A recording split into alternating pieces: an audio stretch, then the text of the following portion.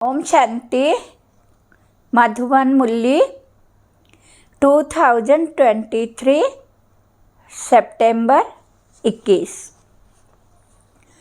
आज का बाबा का महावाक्य है, जब तक आत्मा पाठ में है तब तक उसे 100% रेस्ट मिल नहीं सकता। रेस्ट मिलती है निर्वाण धाम में, वहाँ कोई पाठ नहीं। आज का बाबा का प्रश्न है, जो बच्चे चलते चलते पढ़ाई से थक जाते हैं उन्हें फिर कौन से संकल्प आते हैं जो विकल्प का रूप ले लेते हैं? बाबा का उत्तर है, उन्हें बाप को छोड़ देने के अर्थात फारकती देने के संकल्प आते हैं। बाबा कहते ये संकल्प आना भी विकल्प है, ऐसा संकल्प करना भी पाप है। पढ़ाई न पढ़ना माना ही थक जाना। ऐसे बच्चे अपना खाना खराब कर देते हैं। अगर किसी बात के कारण कोई माता पिता से रूठ जाते हैं तो वो 21 जन्म की बात से ही गवा देते हैं। आज का गीत है, आज अंधेरे में है इंसान। विस्तार है। ओम शांति। ये है भक्ति का गीत का प्रार्थना। किसके पास प्रार्थना करते हैं? भगवान के पास। परंतु घोर अंधेरे में होने कारण भगवान को जानते ही नहीं। तो अब सुने कौन? जब भगवान उन्हों की पुकार सुने तब आकर ज्योति जगाए। परंतु बच्चे भगवान को जानते ही नहीं तो सुनेंगे फिर कैसे? अभी तुम सम्मुख बैठे हो, भगवान तुमको घोर अंधेरे से घोर सोजरे में ले जा रहे हैं। गाते भी हैं, ब्रह्मा की रात और ब्रह्मा का दिन। रात में दर दर भटकते भी बहुत हैं। पहाड़ों पर टिकाणे, मंदिरों, मस्जिदों में जाते हैं, परंतु भगवान मिलेगा कहाँ? भगवान का जन्म भी भारत में मनाते हैं। शिवरात्रि कहते हैं ना, बराबर उनकी यादगार प्रतिमाएं भी भारत में है, परंतु समझते नहीं कि वो कब आते हैं। बिल्कुल घोर अंधेरे में हैं। अभी तुम घोर अंधेरे में नहीं हो, तुम नंबरवार पुरुषार्थ अनुसार सोजरे में आते जाते हो। तुम बच्चे जानते हो ये सारी सृष्टि की रचना कौन और कैसे करते हैं? तुम यहाँ आए हो ईश्वरीय विश्वविद्यालय में, जहाँ ईश्वर पढ़ाते हैं, मनुष्य से देवता बनाते हैं। ये नॉलेज तुम्हारे में भी नंबरवार समझते हैं। कोई तो अच्छी रीति समझते हैं, कोई पूरा नहीं समझने वाले भागंते हो जाते हैं। माता पिता से रूठ पड़ते हैं। जिनके लिए गाया हुआ है आश्चर्यबंद, ऐसे माता पिता से रूठ पड़ते हैं। पसंती कथनती फिर रूठ पड़ंती। जानते हैं माता पिता से हमको 21 जन्म लिए स्वर्ग की बादशाही मिलती है, फिर भी भूल जाते हैं। बाबा ने समझाया है, जिसको शांति कहा जाता है वो मिलती ही है शांति धाम में अथवा निर्वाण धाम में। उसको मुक्ति धाम भी कहा जाता है। अगर कोई कहे हम 100% रेस्ट में हैं, परंतु ये आखिर कोई है नहीं। सारे दिन में कोई ना कोई कर्म जरूर चलता है। अपने को डिटैच कर देते हैं, ये तो जानते हो। बाप रहते ही हैं शांति देश में, या ऐसे समझते हो कि परमपिता परमात्मा वहाँ रेस्ट में रहते हैं। परमात्मा रेस्ट में तब रहते हैं जब उनका पाठ नहीं है। मुक्ति धाम में कोई काम नहीं करते हैं। ये बड़ी समझने की बातें हैं। अभी तुम्हारी बुद्धि का ताला खुलता जाता है। बाप कहते हैं, तुमको पता है मैं रेस्ट में कब रहता हूँ? जबकि तुम बच्चे स्वर्ग में सुख में रहते हो। वहाँ तुमको सुख शांति है, उसको रेस्ट नहीं कहा जाएगा। रेस्ट में तब कहें जब तुम्हारा कोई पार्ट नहीं है। तुम जब स्वर्ग में हो तो मुझे कोई मेहनत नहीं करनी पड़ती। मैं वहाँ घर में शांत में रहता हूँ। मैं रेस्ट में तब हूँ जबकि रात को नींद करती हूँ। उस समय रेस्ट में हूँ या शांत में हूँ, बात एक ही है। रात को अशरीरी बन जाते हैं, आत्मा हो जाते हैं, फिर उठते हैं तो कर्म में आ जाते हैं, फिर भी अनरेस्ट है। कर्म करते अनरेस्ट भासती है। सतयुग में अनरेस्ट का सवाल नहीं, अनरेस्ट करती है माया। वहाँ ऐसे नहीं कहेंगे कि हम रेस्ट में रहते हैं, काम काज सब करते हैं परंतु अशांत नहीं रहते हैं। बाकी रेस्ट अक्षर है नहीं। समझो, कोई कहते हैं हम शिमला जाते हैं रेस्ट के लिए, परंतु रेस्ट का अर्थ नहीं। सच्ची रेस्ट तब है जब हम निर्वाण धाम में हैं, वहाँ चुप रहते हैं। बाकी रेस्ट कोई को नहीं है।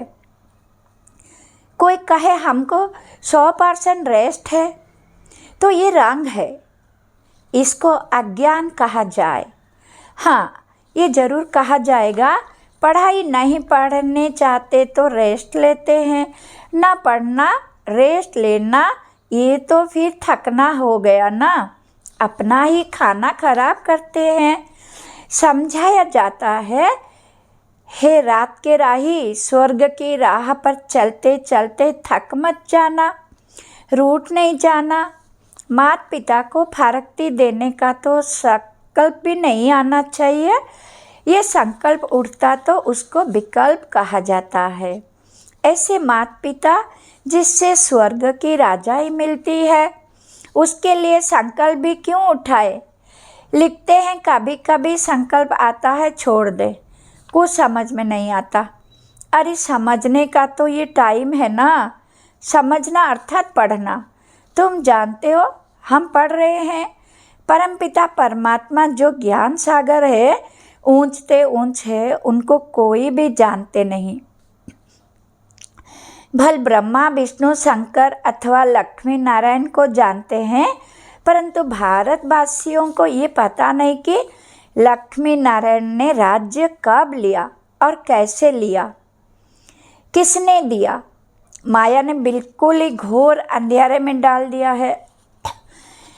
नारायण ने राज्य कब लिया? बाप आकर समझाते हैं, रचता बाप मनुष्य सृष्टि की रचना कैसे करते हैं, ये तो कोई भी नहीं जानते। बाप ही बैठ समझाते हैं। प्रजापिता ब्रह्मा को क्रिएटर नहीं कहेंगे, भल प्रजापिता कहा जाता है, परंतु वो रचता नहीं। मनुष्य कहते हैं हमको अल्लाह ने पैदा किया। निराकार फादर को ही रचता कहेंगे। रचता बाप को जरूर मनुष्य ही जानेंगे, जानवर तो नहीं जानेंगे। जानवर तो मुख से नहीं कहेगा कि हमको परमात्मा ने रचा। मनुष्य कहेंगे हमको भगवान ने रचा है। तो बाप निराकार फादर को ही रचता कहेंगे। रचता बाप को जरूर मनुष्य ही जानेंगे, जानवर तो नहीं जानेंगे। जानवर तो मुख से नहीं कहेगा कि हमको परमात्मा ने रचा है। मनुष्य कहेंगे हमको भगवान ने रचा है। तो बाप बैठ समझाते हैं, तुम देखो ये रचना कैसे रची।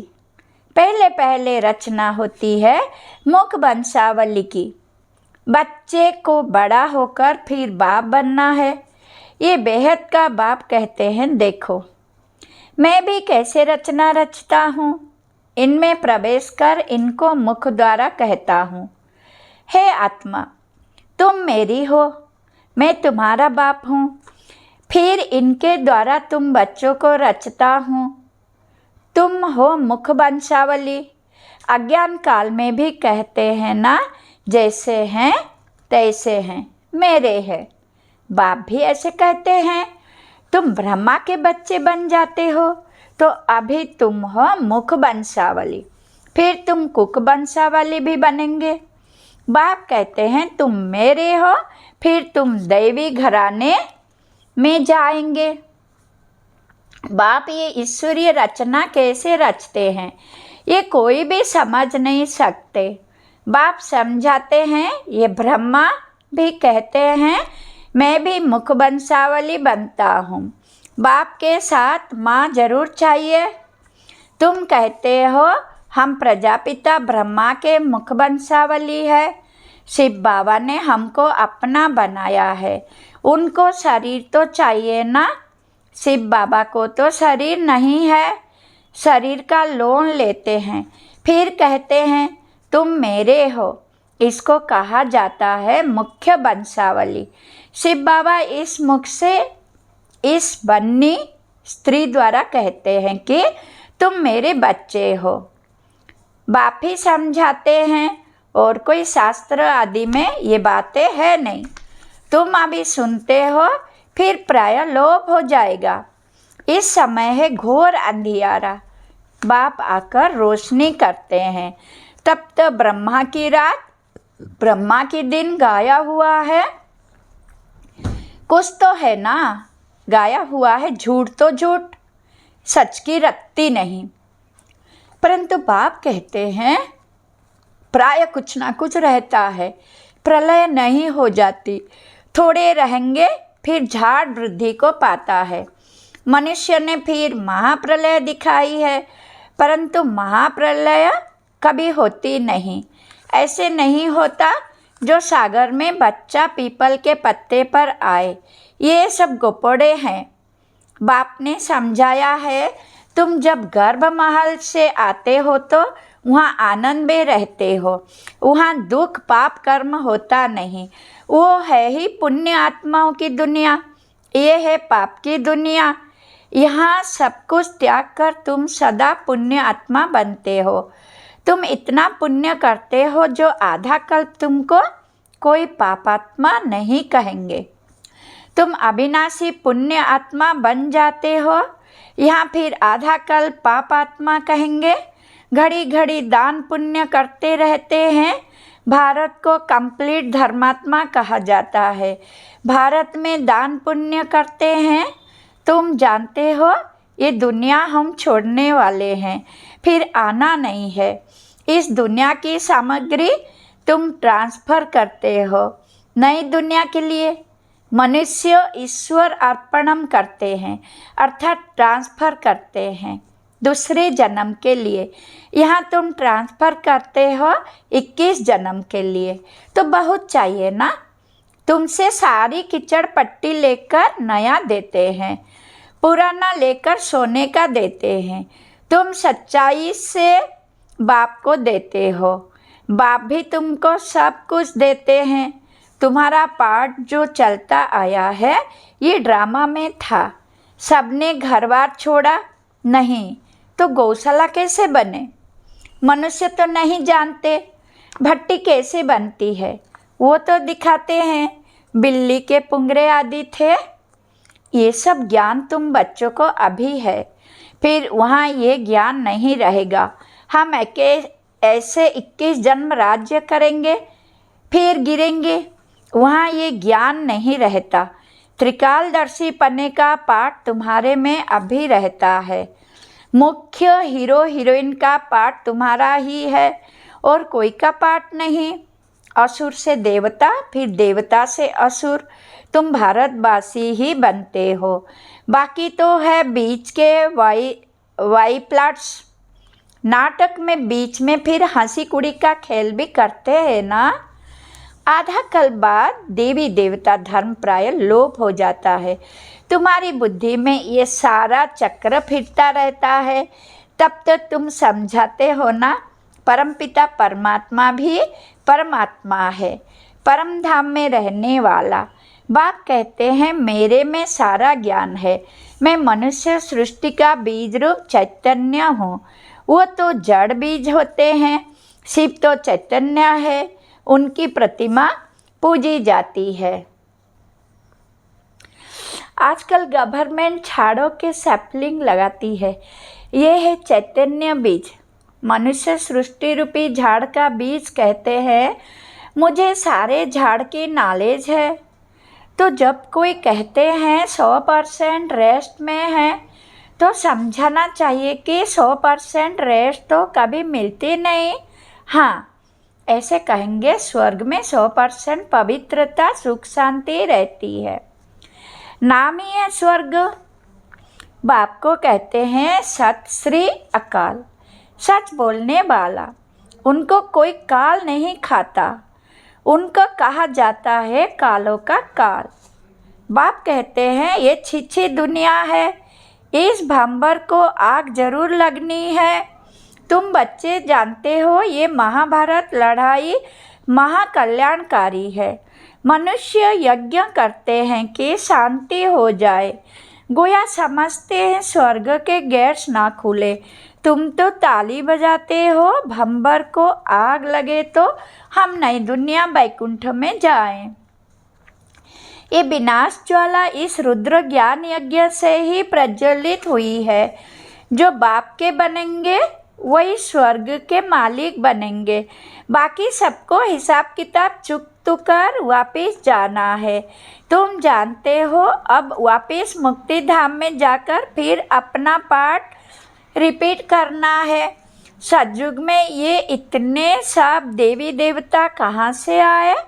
मनुष्य से देवता किए करत न लागी बार। तुमको कौड़ी से हीरे जैसा पतित से पावन बनाते हैं। जितना जो नॉलेज धारण करेंगे उतना पद पाएंगे।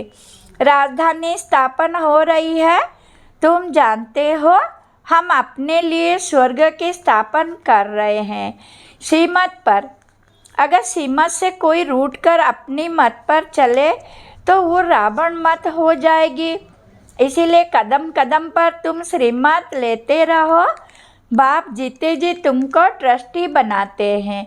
अच्छा, मीठे मीठे सिखला दे बच्चों प्रति माता पिता बाप दादा का याद प्यार और गुड मॉर्निंग।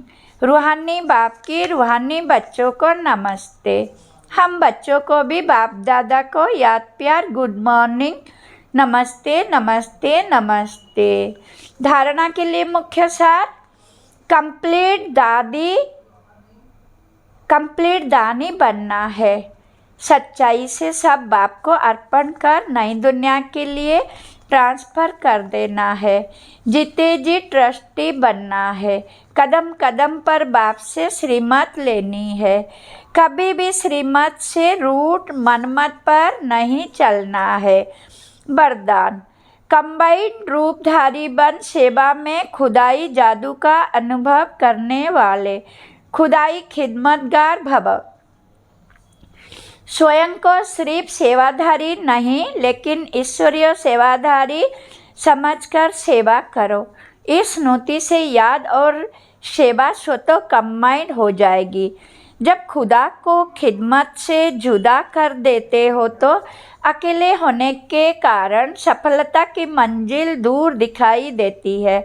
इसीलिए सिर्फ खिदमतगार नहीं लेकिन खुदाई खिदमतगार हूँ, ये नाम सदा याद रहे तो सेवा में स्वतः खुदाई जादू भर जाएगा और असंभव भी संभव हो जाएगा। स्लोगान, कर्मयोगी बनना है तो कमल आसनधारी न्यारे और प्यारे बनो। ओम शांति।